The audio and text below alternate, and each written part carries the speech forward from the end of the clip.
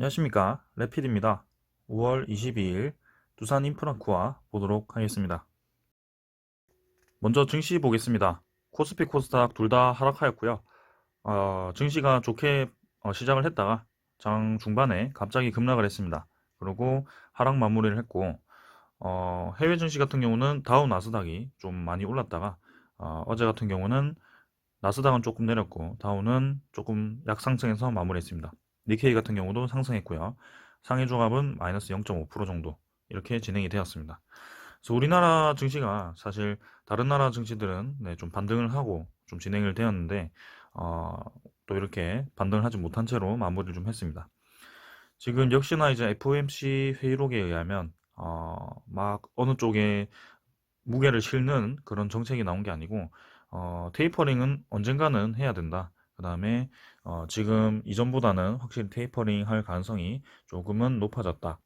하지만 아직까지는 경기 회복을 위해서는 저금리 정책을 유지를 해야 된다. 이렇게 좀 중립적인 그 자세를 취하면서 약간 이제 시장 전체에 좀 변동성을 크게 만들어가는 것이 아닌가라는 생각입니다. 그래서 거기에 맞게 이렇게 증시가 출렁출렁거리고요.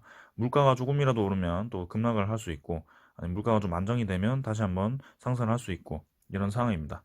자, 그래서 3200포인트와 2970포인트를 계속 왔다 갔다 거리면서 증시가 횡보를 이어가고 있는 점. 하지만 지금은 아직까지는 이 박스권 상단에 위치를 하고 있습니다. 자, 그래서 61선 깨지 않는 선에서 좀 증시가 다시 한번 재상승을 해서 한번 박스권 상단을 돌파를 할 수 있어야 될 것 같은데요. 그때는 일단 지금 수급을 보시면 외국인이 좀 들어와야 될 것 같습니다. 그래서 최근에 외국인 수급이 굉장히 좋지 않고요. 4월 달 말부터 해서 지금 5월 달 해서 이렇게 계속 외국인 매도가 나오고 있습니다. 지금 얼핏 보기에도 한 10조 가량 매도를 한 것으로 보이는데요. 최근에 너무나도 공격적으로 좀 매도를 하고 있는 점 그렇게 보입니다. 그래서 공매도 재개되기 직전부터 좀 이렇게 외국인이 이탈하기 시작해서 인플레이션 이런 거와 함께 이제 달러가 강세를 띌 수 있는 그런 상황이 언젠가 올 거기 때문에 그런 상황에 대비해서 우리나라 증시를 미리미리 선제적으로 좀 차익 실현을 하는 게 아닌가라는 생각입니다. 자, 그래서 기관 같은 경우는 그래도 그나마 조금 들어오면서 우리나라 증시를 좀 방어를 해주고 있고요. 코스닥도 지금 외국인이 이탈했다가 다시 잠깐 들어왔다가 또 이탈하는 모습이죠. 네. 그래서 코스피보다는 외국인 수급이 좀 좋긴 합니다만 여전히 어느 한쪽으로 매수를 강하게 하거나 그런 움직임은 보이지 않습니다. 자, 그래서 코스닥도 워낙 이제 변동폭이 큰 지수기 때문에요. 일단은 큰 하락을 겪고 좀처럼 이제 반등을 강하게 하지 못하는 상태이기 때문에 이쯤에서 반등을 한번 시도를 할 것 같습니다. 근데 이 1000포인트를 다시 도전을 해서 확실히 올라갈지는 모르겠네요. 그래서 그때는 이제 외국인이 좀 수급이 들어오면서 바이오주, 뭐 진단키트주, 반도체 기술주 너나 할 것 없이 전부 올라갔을 때 이제 다시 한번 전 포인트를 돌파하지 않을까라는 생각입니다. 자, 그 다음에는 뭐 지수 선물 같은 경우는 다우존스 0.5% 올랐고요. 나스닥 100 한 0.5% 내렸네요. 뭐 어제 그 지수인 것 같습니다. 그 다음에 뭐 유럽 증시도 조금 올라서 마무리했고요. 원자재 같은 경우는 가격이 뭐 올랐다 내렸다 계속 반복하고 있고 크게 움직임은 없습니다. 암호화폐는 또 급락을 했고요. 암호화폐 요즘 계속 이제 돈이 좀 빠져나갈 기미가 보입니다. 그래서 조심하셔야 될 것 같고요. 채권 같은 경우는 한국 10년물, 뭐 미국 10년물 거의 다 비슷한 금액을 유지를 하는 것 같습니다. 자, 그래서 다음 주부터는 좀 외국인이 좀 들어왔으면 하고요. 6월 달 이제 거의 다 왔는데 6월 달에는 코스피 코스닥 한번 다시 정고점 노려봤으면 합니다. 하지만 여전히 외국인이 계속 매도를 한다면 증시 하락에 대해서도 조금 생각을 하셔야 될 것 같습니다. 자, 오늘은 증시 여기까지 보겠습니다. 네, 두산인프라코아 보겠습니다. 두산인프라코아 1600원 마무리했고요. 보합 마무리했습니다. 뭐 최근에 계속 거래량이 좀 없다 보니까 이렇게 그래프도 재미없게 좀 진행이 되고 있네요. 자, 하지만 최근에 두산중공업이 좀 움직이기 시작했습니다. 두산인프라코아 주주분들이라면 이제 두산중공업의 주주가 곧 있으면 되기 때문에 한번 같이 보도록 하겠고요. 간단하게만 보겠습니다. 그래서 최근에 공매도 공격을 좀 받아서 하락을 했다가 지금 좋은 소식과 함께 급등을 하는 모습이 보였고요. 원전을 이제 미국과 함께 같이 협력을 한다는 소식과 함께 좀 반등을 강하게 한 것 같습니다. 두산인프라코아 같은 경우는 두산중공업이 오르면서 같이 좀 반등을 한 것 같고요. 이 시간 외 가격도 조금은 상승을 해서 마무리를 했습니다. 자, 지금 뭐 계속해서 큰 이 박스권 안에 주가가 좀 갇혀 있는 모습이고요. 21선을 기점으로 해서 위아래로 파동을 태우면서 움직이고 있습니다. 지금은 저점을 한번 디디고 다시 한번 상승으로 상단으로 가는 파동이기 때문에 저는 11,000원까지도 충분히 단기간에 올라갈 수도 있겠다라는 생각을 해보고요. 지금 정확하게 이제 양운을 디디고 반등을 줬기 때문에 요 공간 사이에서 좀 더 횡보를 하든지 아니면 갑작스럽게 호재와 함께 두산중공업처럼 급등을 할 수도 있는지 뭐 그 두 가지 정도로 생각을 해보겠습니다. 그래서 주봉과 월봉도 둘 다 이렇게 뭐 비슷하게 진행이 되고 있고요. 이미 두산인프라코아 같은 경우도 큰 하락 추세를 이겨내고 이제 음운선을 돌파를 좀 한 상황이기 때문에 월봉선으로도 장기적으로 추세 전환이 이루어질 수 있다라고 생각이 되고요. 건설 경기가 이제 살아남으로써 사실 이제 중국 쪽에 판매량이 많이 되었다가 4월달 판매량이 중국 쪽에서는 좀 떨어지긴 했습니다만 그래도 북미와 그 다음에 유럽에서 판매가 많이 되기도 하고요. 그 다음에 이 현대 인프라코아가 되면서 두산 인프라코아도 신용 이 등급이 상승할 가능성이 높다라고 평가를 하고 있습니다. 그래서 앞으로 인적 분할 이후에도 계속 상승할 가능성이 높고요. 두산중공업 같은 경우도 두산그룹의 그 흡수합병을 통해서 또 이제 재무 개선이 진행되었기 때문에 두산 자체가 이제 신용도가 상승하는 모습이 보였습니다. 자, 그래서 두산인프라코아도 좋은 소식으로 또 이렇게 주가 상승할 수 있을 것 같고요. 오늘 공매도 잔고는 확인을 해보려고 했는데 공매도 잔고를 확인을 할 수가 없습니다. 지금은 KRX 홈페이지 시스템 점검으로 오늘은 생략을 하도록 하겠습니다. 최근에 이제 계속 이제 상환하는 추세, 잠깐 늘렸다가 더 많이 상환하는 추세로 좀 상환이 좀 진행되었는데요. 일단 월요일에 확인을 해보도록 하고요. 두산인프라코아의 이 대차장고죠. 대차장고 한번 확인을 해보면 갑작스럽게 또 이제 증가를 좀 시켰습니다. 그래서 1800만 주 정도에서 2300만 주로 대차장고가 좀 많이 들어있는 상태고 그 다음에 외국인 같은 경우가 이렇게 추정해서 당일로 이렇게 많이 매도를 좀 했네요. 20만 주 정도를 매도했고 전날에 180만 주를 매도하면서 그 이전에 매수했던 그 양을 대부분 매도한 그런 모습입니다. 그래서 지금은 9% 정도의 유지를 하고 있고 공매도 거래량 같은 경우는 44,000주로 한 3% 미만 유지되고 있습니다. 그래서 크게 두산 인프라코아는 공매도 거래가 많지 않다. 지금 현재로는 투자는 외국인이 좀 팔았고요. 개인과 기관이 매수를 했는데 최근에 이제 기관이 다시 한번 매수를 시작한 것으로 보입니다. 그래서 기금이 또 이렇게 매수를 했고요. 사모펀드는 조금 매도했네요. 최근에 사모펀드에서 공격적으로 매수한 이유가 곧 있으면 좀 나오지 않을까라는 생각이고요.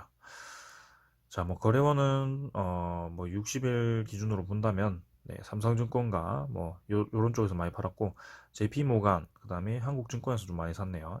그래서 외국인 증권사들이 확실히 두산 인프라코아를 좀 많이 매수를 한 모습입니다. 그래서 외국인이 매수를 할 때 다시 올라갈 것으로 생각이 되는데요.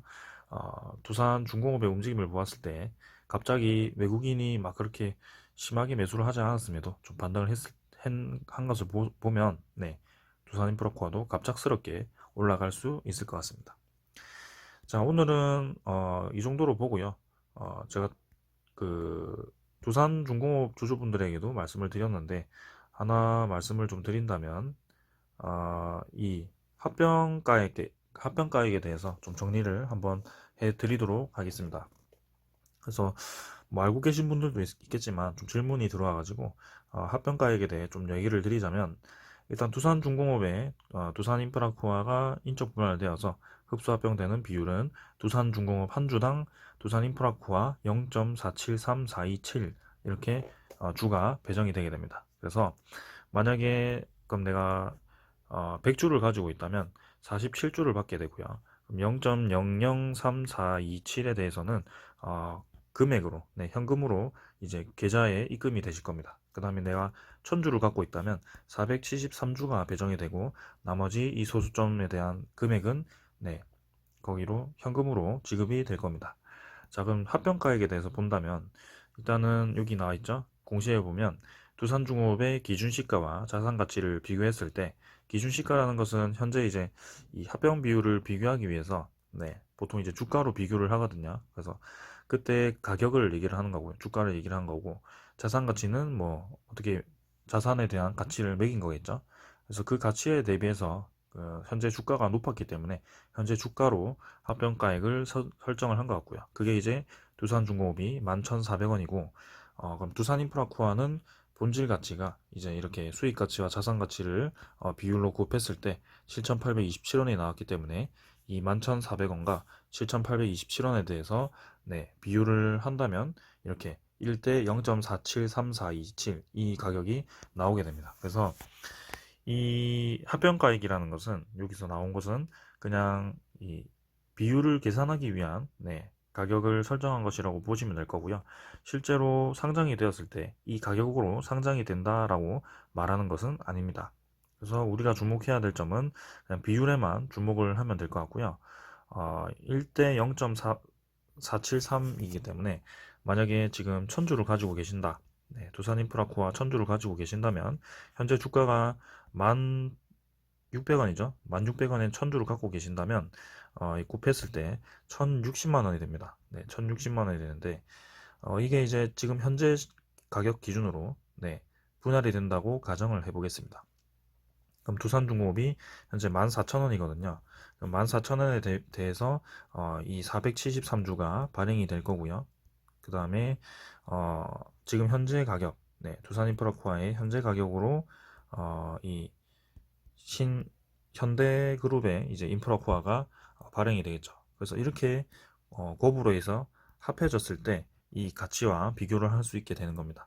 그러면 현재 가격 기준에서는 얘가 이제 두 개 합쳤을 때 계산을 해보시면 990만 원 정도가 나오거든요. 그래서 1060만 원 대비해서 가치는 조금 떨어집니다. 그래서 사실은 지금 두산인프라코아를 가지고 계신 분들이 합병으로 인해서 이 주식 수가 좀 줄어들면서 상장이 되었을 때는 아직까지는 손해를 보는 구간이다. 네, 거의 비슷하긴 하지만, 근데 미래를 보았을 때는 두산중공업이 앞으로 계속 주가가 상승할 것이고, 그 다음에 두산인프라코아도 현대인프라코아가 되었을 때 시너지 발휘로 인해서 목표 주가를 높인 상황에서, 네, 발행이 이제 잠재적으로는 더 가격이 커질 가능성이 높다는 거죠. 그래서 두산인프라코아가 뭐 12,000원, 13,000원이 된다면, 12,500원 정도로 된다면 311주, 그 다음에 두산중공업이 뭐 17,000원 정도가 된다면 충분히 지금 현재 가치보다 훨씬 높이 평가를 받을 수 있다는 거죠. 네, 그렇게 생각하시면 될 것 같고요. 합병가액은 두산인프라코아의 그 합병 기일이죠. 합병 기일이 7월 1일로 알고 있는데 거기에 대해서 이제 그 가격에 맞는 가격으로, 두산중공업의 가격으로 발행이 시작될 거고요. 7월 21일 날 신주 발행이 되는데 그때 이제 두산중공업의 가격에 따라 본인들의 계좌에 플러스 얼마라고, 네, 찍힐 것 같습니다. 그래서 그렇게 그냥 현재 시가 기준으로 발행이 되고 주가 수량이 좀 변화가 된다라고 이해를 하시면 되겠습니다. 자, 그래서 지금 두산 그룹주들이 지금 두산과, 네, 두산 팝켓이 좀 잘 올라가고 있었는데요. 지금 이제 두산중공업도 상승을 시작을 한 것으로 보이고 두산 인프라코아도 슬슬 이제 올라갈 때가 아닌가라는 생각을 해보고 있습니다. 그래서 여러분들 조금만 더 시간을 가지고 지켜보시고요. 확실히 지금 차트상으로는 이 450원 주변을 지지를 해주고 있기 때문에 웬만해서는 내려갈 것 같진 않고요. 분명히 11,000원대로 다시 위로 집어넣어서 이 고점 11,500원 정도를 다시 한번 테스트하는 날이 조만간에 좀 오지 않을까라는 생각을 해봅니다. 자, 오늘은 이 정도로 마치겠고요. 두산인프라코아 주주분들도 화이팅 하시고, 예비 두산중공업 주주죠, 이제. 네, 그렇게 같이 계속 진행을 해보도록 하겠습니다. 감사합니다.